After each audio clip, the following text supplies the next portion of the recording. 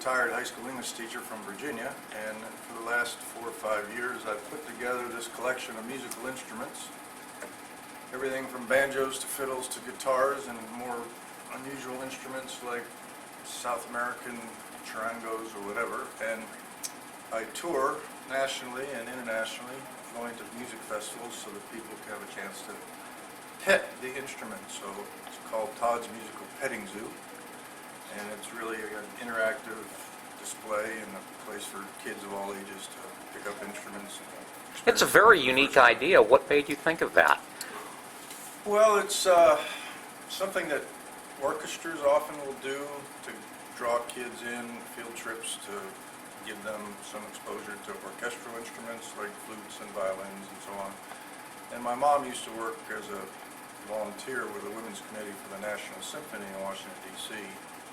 So I knew about their activities, but I wanted to do something that was a more folk-oriented or traditional roots music, because I've always had an interest in that. And I like instruments, and the collection has just sort of grown and become. Now, you have a whole variety of instruments here. Which one seems to be a favorite for people that come and visit? Well, people will pick up automatically the ones they recognize first. Guitar is probably the most common that people know.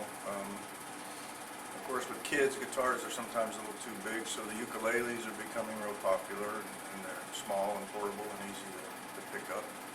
But just about everything. There's a percussion table with African percussion instruments. There are drums that people stop to play on.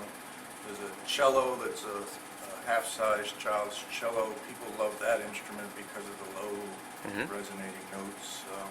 This little harp gets a lot of play just because it's real pretty. So I would say that they start with the instruments they recognize first, if they know something about instruments, and then they start trying other things. Do you have a favorite yourself? Well, I started off as an auto harp player. So the auto harps were the first instruments I started collecting. And then I moved to mountain dulcimer, and then gravitated over the years towards the whole collection. What would you say is the most unusual instrument that you have? I would say on the comical side, there is a guitar here that has a bedpan as a resonator. So the bedpan guitar, people get a kick out of that, and often tell them, that might be the last instrument I take with me, at the end of life.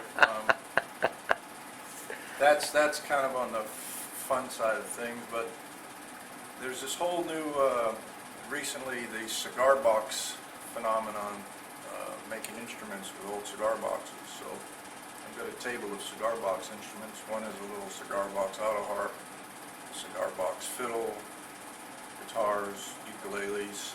I would say those are relatively unusual. I noticed something over there with a bicycle sprocket as well.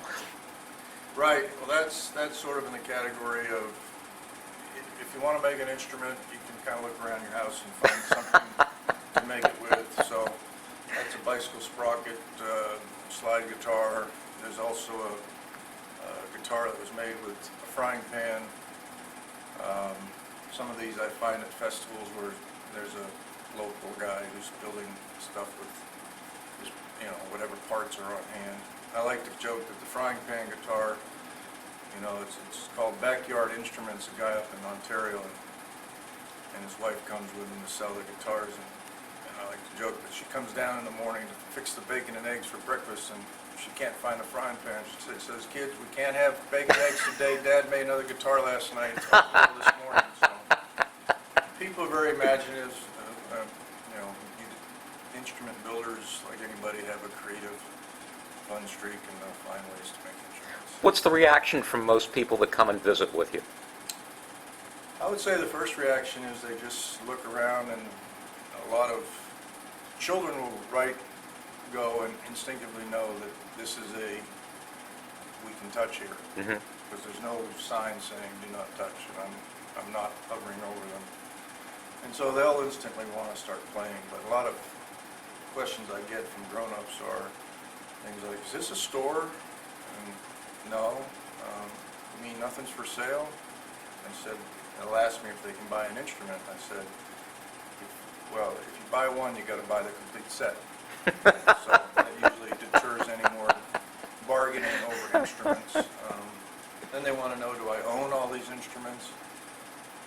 is always a little bit embarrassing because you don't want to be seen as someone who just has a hoard of instruments unless you let people play them. But so my response to that is usually, no, I don't own them anymore. I used to, but now they own me because we have a kind of a labor management relationship, and the instruments get to say what festivals we go to. If they get hanging on the walls too long, they say, let's get on the road, let's go to HOTA Fest. Yeah, I would imagine that this sort of takes a life of its own after a while. It does. It's taken on a life of its own.